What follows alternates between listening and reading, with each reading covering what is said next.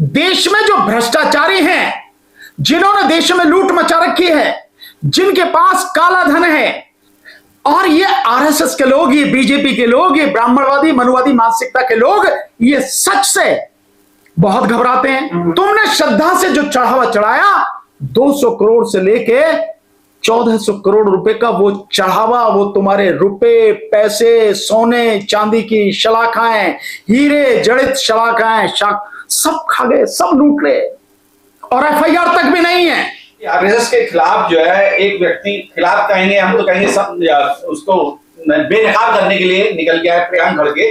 उन्होंने कहा कि आरएसएस का रजिस्ट्रेशन क्यों नहीं, इसका आय व्यय का हिसाब क्यों नहीं, इसकी किस तरीके से संचालित होता है उसका हिसाब क्यों नहीं, सब कुछ उन्होंने मांगा है। कहीं ना कहीं आरएसएस प्रमुख जो है मोहन भागवत, इसको लेके बहुत बिलबिला रहे हैं।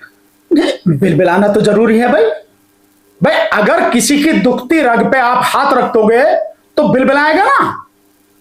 और ये आरएसएस के लोग, ये बीजेपी के लोग, ये ब्राह्मणवादी मनुवादी मानसिकता के लोग, ये सच से बहुत घबराते हैं, सच से बहुत कांपते हैं। इनकी रूह तक कांपती है सच से, क्योंकि इनका तमाम जीवन झूठ झूठ झूठ, इसके अलावा है नहीं।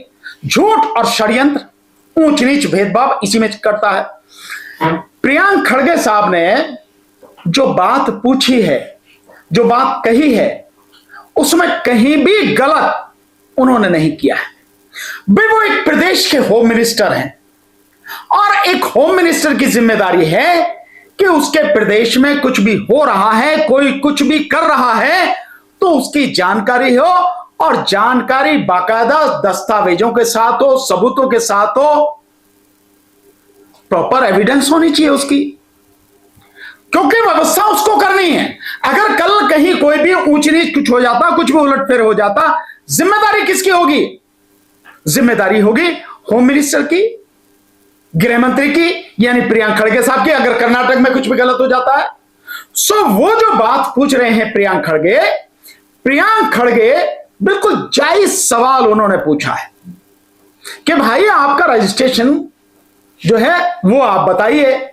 उन्होंने ये नहीं कहा कि आप गतिविधियां मत करिए, आप जो भी गतिविधियां करनी है करिए, लेकिन सब कुछ होगा तो कानून के दायरे में ना, सब कुछ होगा तो संविधान के दायरे में ना। भारत का संविधान आपको हर तरह की आजादी, हर तरह का वो देता है, लेकिन कानूनी दायरे में ना। सो अगर वो ये पूछ रहे हैं कि भाई आपका रजिस्ट्रेशन क्या है, आपका अकाउंट कहां है, ये पैसा जो आ रहा है वो कहां से है, कौन आपको पैसा दे रहा है, कहां से आप पैसा ले रहे हो, आपकी इतनी शाखाएं कहां से चल रही हैं, इतने प्रोग्राम आप प्रदेश में देश में कर रहे हो, कहां से कर रहे हो भाई, किसके परमिशन से कर रहे हो आप? परमिशन तो लिए होगी आपने कुछ भी करने की, सब कुछ ऐसे चलना भाई। उन्होंने तो यहां तक पूछा है विदेशों में आपके कितनी मेंबरशिप है और कितनी फंडिंग होती है। निश्चित रूप से भाई, किसी को भी, अगर कोई भी पॉलिटिकल पार्टी है, इवन कोई भी सोसाइटी है, कोई भी काम कर रहा है, कोई भी एनजीओ है, और मोदी तो इसको एनजीओ कह रहा कि दुनिया का सबसे बढ़िया और सबसे बड़ा एनजीओ है। अबे तो जो एनजीओ है उसका रजिस्ट्रेशन तो होता कि नहीं होता? तो आप उसका रजिस्ट्रेशन दिखाओ भाई, और रजिस्ट्रेशन नहीं कराया तो रजिस्ट्रेशन कराओ भाई, कौन आपको इस बात से रोक रहा? दूसरी बात यह है, आप कह रहे हो कि दक्षिणा दी जा रही है हमें, तो वो दक्षिणा कहां से आ रही है? वो दक्षिणा क्या, जो लोगों की खून पसीने की मेहनत की कमाई है, ईमानदारी की कमाई है, उसमें से दक्षिणा आ रही है, या देश में जो भ्रष्टाचारी हैं, जिन्होंने देश में लूट मचा रखी है, जिनके पास काला धन है, जिनके पास बेईमानी का पैसा है, क्या उसमें से आ रहा है? तो आप बताते क्यों नहीं हो? आप बताओ ना, कौन दे रहा है पैसा? अगर ईमानदारी से कोई पैसा देगा तो 10 रुपए दे देगा, 100 रुपए दे देगा, 1000 दे देगा, 2000 दे देगा, 10,000 दे देगा, लाखों रुपए भी देने वाले होंगे। कहां से आ रहे हैं वो पैसे भाई? तुम कह रहे हो, तुम्हारी बात मान ली कि भैया हमें नहीं पता कहां से आ रहे हैं, पर तुम ये तो बताओगे भैया इस आदमी ने पैसा दिया, तो सरकार पता तो लगाए कि जिस आदमी ने पैसा दिया है क्या उसके पास ईमानदारी का पैसा है, या उसने कहीं लूट मचा रखी है, बेईमानी का, भ्रष्टाचार का पैसा है? पता तो लगनी चाहिए। इसमें कहां प्रियांक खड़गे गलत करे? अरे देखा जाए 28 राज्य में आरएसएस के मुख्यालय हैं, और दिल्ली के अंदर भी एक हेडक्वार्टर करोड़ों रुपए की लागत से बना दिया गया है। पार्किंग के लिए उन लोगों को वहां से उठा दिया गया जो 85 साल से रहते थे। तो कहीं ना कहीं मतलब भाजपा आरएसएस को पूरा सपोर्ट कर दिया इंटरनली। भाजपा आरएसएस को सपोर्ट क्यों नहीं करेगी? मोदी जब से आया है 2014 से आरएसएस ने जितना सोचा नहीं होगा उससे कहीं ज्यादा काम मोदी ने आरएसएस के लिए कर दिया है। किसी को उठाना पार्किंग के लिए, मकान बनाने के लिए, इनके लिए तो छोड़ दो। और मैं बता रहा हूं आपको, विशाखापट्टनम में जहां गूगल का डेटा सेंटर बनाया जा रहा है, वहां दलितों को जो जगह मिली थी वो दलितों को वहां से हटा दिया गया है उस डाटा सेंटर को बनाने के लिए। किसने हटाया है? चंद्रबाबू नायडू ने। किसके साथ में सरकार चल रही उसकी? बीजेपी के साथ में। तो बीजेपी और बीजेपी से जुड़े हुए जितने भी पार्टियां संगठन हो, दलितों को, आदिवासियों को, बहुजनों को, मुसलमानों को, ओबीसी को उठा के फेंक देना, मार देना, इनके लिए बहुत मामूली सी बात है, कोई नई बात थोड़ी है कि उनके लिए पार्किंग के लिए हटा दिया गया। यही तो बात वो जानना चाह रहे हैं कि आरएसएस से जुड़े हुए 2503 संगठन है जो अब तक द कारमा की लेटेस्ट रिपोर्ट आई है, 6-7 साल की उनके रिसर्च के बाद जो आई है। तो भाई ये जो संगठन है, ये जो पैसा है, आखिर कौन है, कहां से आ रहा है पैसा? तो भारतीय झंडा यूज नहीं करते थे अपने हेडक्वार्टर पर। वो बात अब पुरानी हो गई, झंडा यूज नहीं करते थे, अब झंडा यूज करने लगे। बात उसकी नहीं है कि झंडा यूज करो नहीं करो, बात ये है कि कानून के तहत ही तो सब कुछ होगा। मोहन भागवत कह रहे हैं हिंदू धर्म का रजिस्ट्रेशन दो, मतलब बावड़े बने की बात कर रहा है, हिंदू धर्म का रजिस्ट्रेशन। तो क्या हिंदू धर्म एक संगठन है क्या?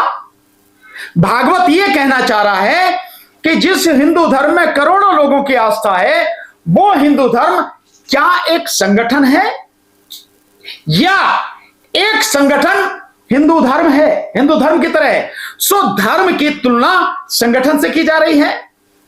क्या धर्म बड़ा है या संगठन बड़ा है? या संगठन को इतना बड़ा बनाया जा रहा है कि उसके सामने धर्म कुछ नहीं है और इसलिए उसको एक कहा जा रहा है। धर्म अलग है, संगठन अलग है। धर्म का रजिस्ट्रेशन नहीं होता, संगठन का होता है, सोसाइटी का होता है, ट्रस्ट का होता है। आप खुद एक वरिष्ठ अधिवक्ता हैं सुप्रीम कोर्ट में और तमाम कानून के बारे में आपको मालूम है।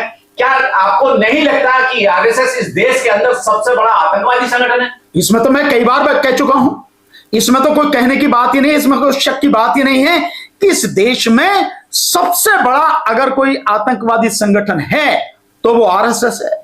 और आरएसएस से जुड़े हुए लोग सही मायने में आतंकवादी हैं। और ये मोदी सरकार उस आरएसएस का एक बड़ा चेहरा है, ताकतवर चेहरा है।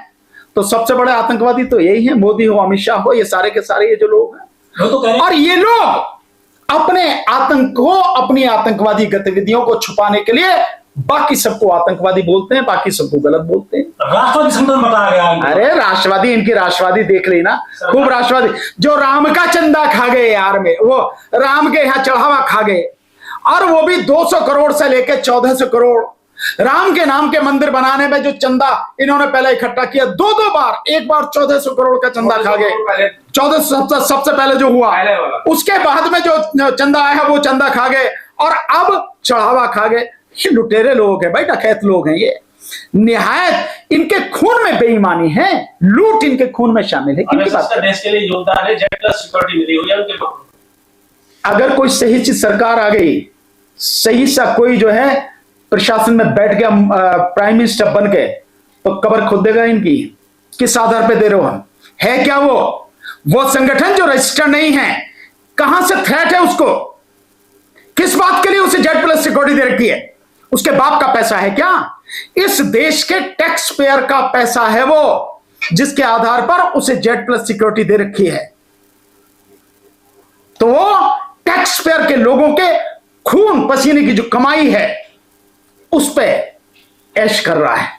सरकार उससे उसको सुरक्षा दे रही है जो पूरी तरह से कानूनी और तथ्य रूप पर गलत है। वकील साहब, बड़ा अहम सवाल है, इस देश की जनता को आरएसएस के प्रति अगर जागरूक करना है तो आपके पास में क्या शब्द है, मैं सुनना चाहता हूं। मैं तो यह समझता हूं कि जनता को अब सब समझ जाना चाहिए। अब तो कुछ रह नहीं गया। जो सांस्कृतिक संस्था अपने आप को कहते हैं, सांस्कृतिक कार्यक्रम करने की बात कहते हैं, वो पूरी तरह से राजनीति में इन्वॉल्व है, राजनीति कर रहे हैं। वो बीजेपी का अध्यक्ष भी आरएसएस की मर्जी के बिना चुना नहीं जाता। बीजेपी के अंदर मंत्री भी, एमपी भी, एमएलए भी, पदों पर भी, संगठन के पदों पर भी आरएसएस के लोग बैठे हुए हैं। तो आरएसएस विशुद्ध रूप से राजनीतिक संगठन है, राजनीति करता है। और राजनीति ही नहीं, देश में तमाम भ्रष्टाचार, तमाम बेईमानी, तमाम गुंडागर्दी की जड़ है आरएसएस। और लोगों को समझ जाना चाहिए, तुम्हारी श्रद्धा को पैरों तले रौंद दिया। तुमने श्रद्धा से जो चढ़ावा चढ़ाया, 200 करोड़ से लेके 1400 करोड़ रुपए का वो चढ़ावा, वो तुम्हारे रुपए, पैसे, सोने चांदी की शलाखाएं, हीरे जड़ित शलाखाएं, सब खा गए, सब लूट ले, और एफआईआर तक भी नहीं है। तो ये जनता को सोचने की जरूरत है।